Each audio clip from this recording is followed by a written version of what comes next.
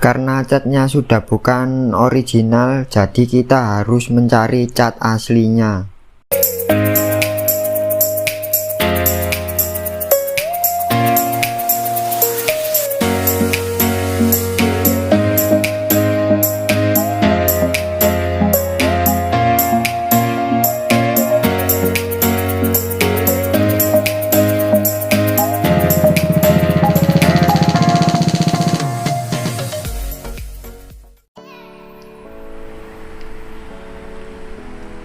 Nah, jadi ini ya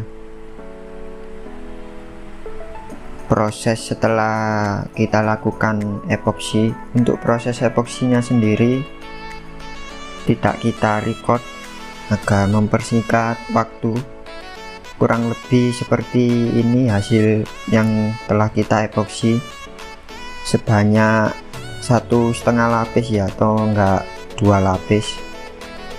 Karena yang lapis awal itu cuma kabut tipis-tipis, kemudian baru dilapis berikutnya kita agak tebal.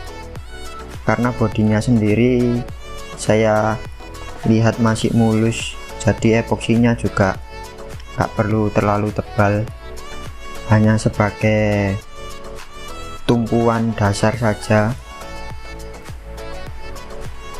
untuk cat di atasnya nanti agar lebih kuat.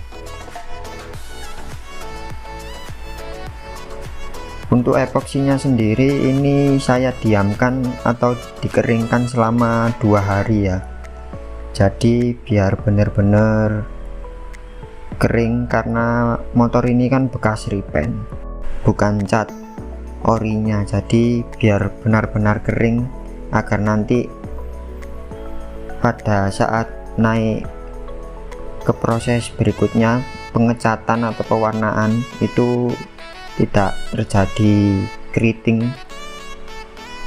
Nah, untuk epoksinya sendiri saya pakai produknya Autolook yang epoxy filler 4:1, 4 untuk epoksinya, 1 hardener, terus thinner pakai jenis PU dari Autoglow ya.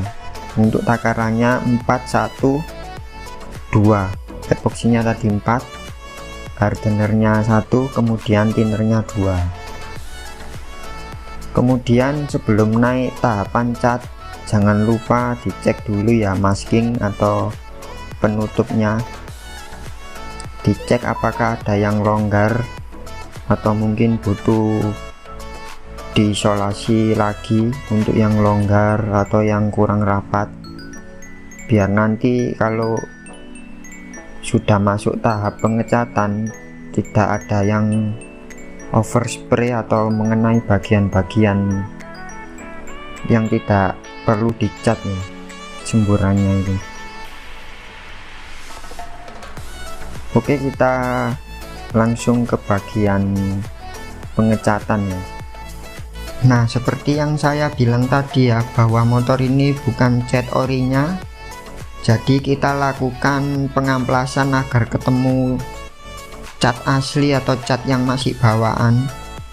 Untuk kita lakukan proses mixing atau pencarian warna.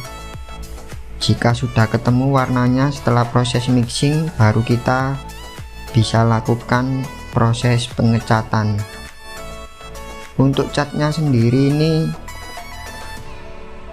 untuk mengerjakan full satu body Vespa ini bisa mixing ukuran setengah ya, setengah kilo. Karena kalau 1/4 itu nanti pasti kurang, lebih baik langsung mixingnya yang ke setengah kilo mintanya. Dan untuk thinnernya sendiri masih tetap pakai PU dari Autoglow dengan perbandingan pencampuran dengan cat 1:1, 1 cat dan 1 thinner.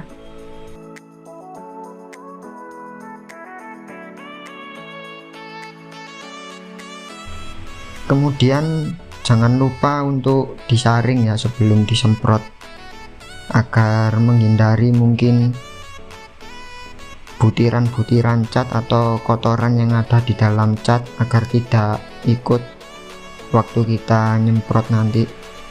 jadi benar-benar biar halus ya hasilnya.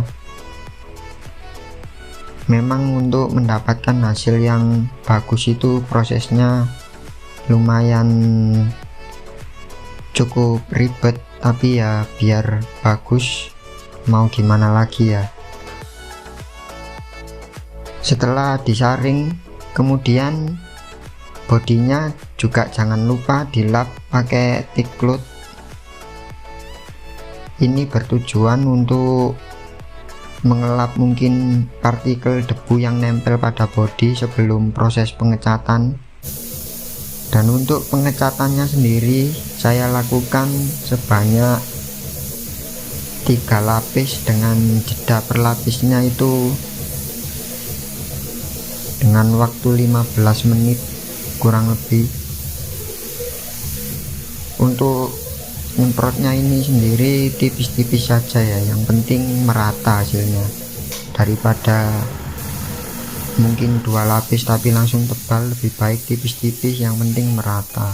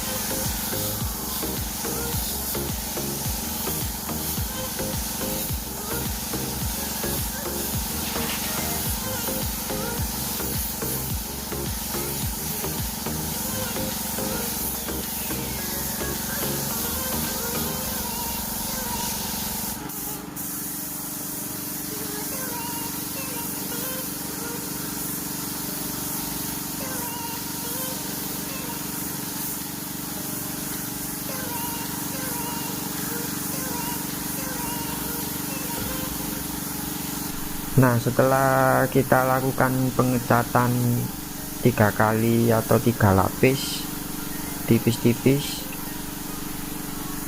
kita langsung masuk ke proses clear coat aja ya. Untuk proses step yang kedua atau lapis kedua dan ketiga saya skip agar durasinya tidak terlalu panjang. A few moments later. Nah, untuk clear coatnya sendiri saya pakai produk dari Autoglow ya. Ini clear coat Dove atau pernis Dove. Untuk tinnernya sendiri tetap pakai PU dari Autoglow. Jadi ini sepaket pernis dan juga clear coatnya. Untuk penyampurannya sendiri baca petunjuk ya pada kaleng clear coat, karena setiap produk clear coat itu pasti ada petunjuk penyampurannya, jadi biar nggak asal-asalan. Seperti ini ya, 4:1:2. 4 ini clearnya, terus 1 ini hardener, kemudian 2 ini thinnernya. Langsung aja kita campur menggunakan gelas takar kulet.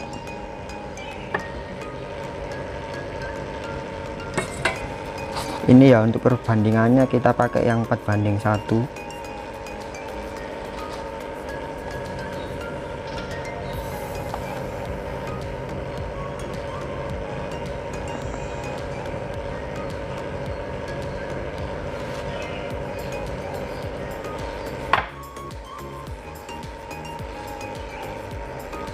Nah, untuk clearnya di angka 6 ini, kemudian hardenernya nanti di yang atas ini ya, yang 6 atas ini.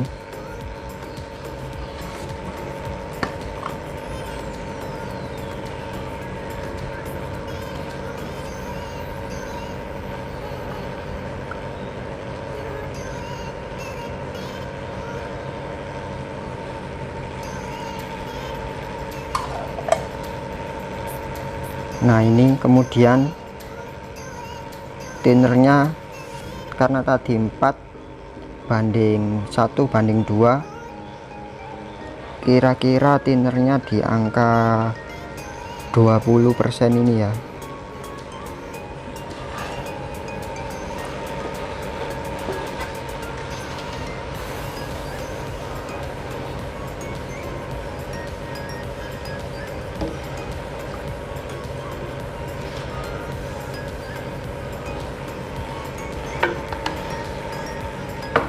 Oke, kita aduk, kemudian kita siap untuk melakukan pengekliran.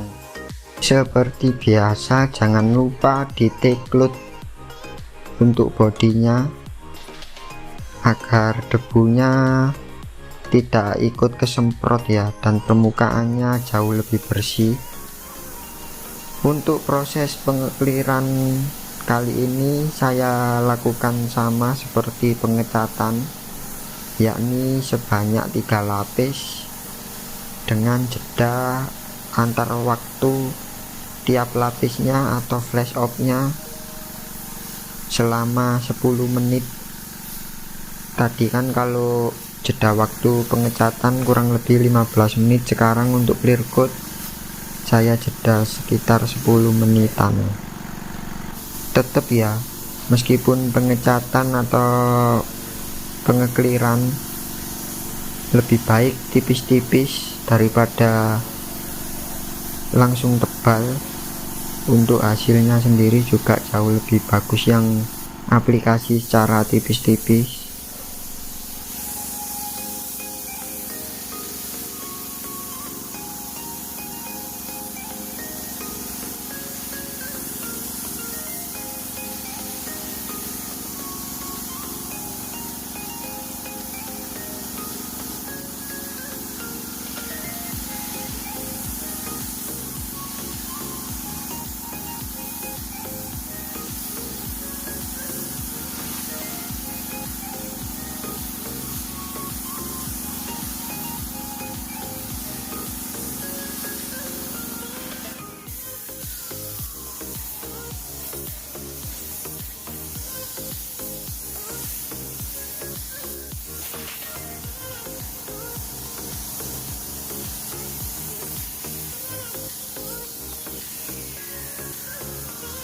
Nah, untuk clear coatnya juga sama ya. Untuk proses lapis kedua dan lapis ketiga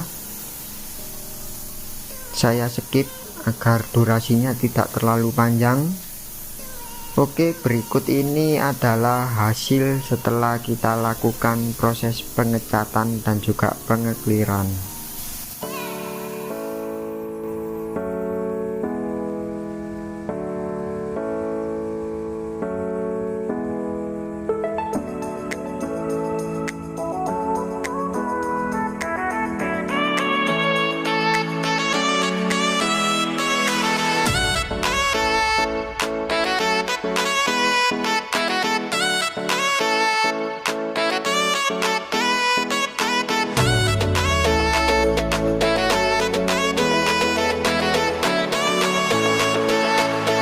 Yang belum nonton video sebelumnya atau part sebelumnya, nanti linknya saya cantumkan di kolom deskripsi ya. Terus untuk hasil setelah dirakit seperti apa, tonton terus ya kelanjutan videonya. Jangan lupa like, komen, dan juga subscribe serta loncengnya agar kalian tidak ketinggalan video menarik selanjutnya dari saya, Denipan. Oke, saya pamit undur diri dulu dan sampai jumpa.